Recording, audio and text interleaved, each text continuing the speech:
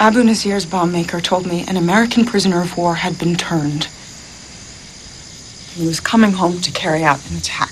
Homeland resonates for people now because I think people's fear hasn't gone away yet. Just because bin Laden was killed doesn't mean the threat is diminished, and we see terrorism, perpetrated around the world daily. And you believe this? What Homeland does very cleverly is it doesn't fearmonger.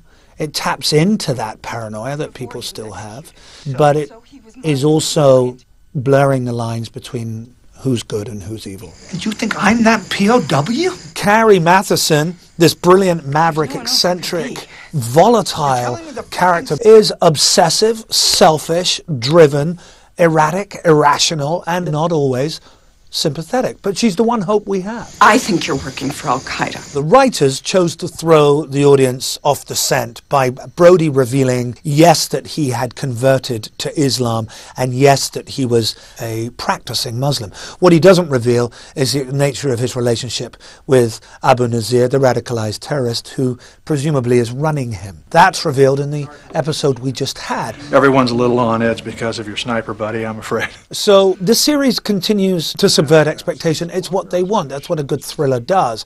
As everybody was setting themselves up for a whole 12 hours of is he or isn't he, in episode 7, this series seemed to be saying he's not.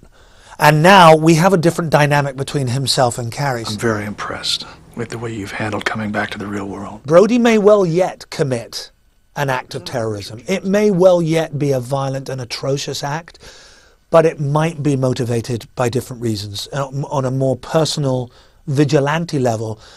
Because I think what they're asking us to believe at this point is that Brody was never turned into a terrorist, ideological terrorist. Yes, he found Allah. Yes, he prays to Allah. Yes, he's a Muslim. But he hasn't been turned into a violent man for that reason. It's for far more personal reasons. How would you feel about running for his seat in the upcoming special election? I would consider it an honor to work with a man who's actually fought the war on terror, who's lived among the enemy and understands them.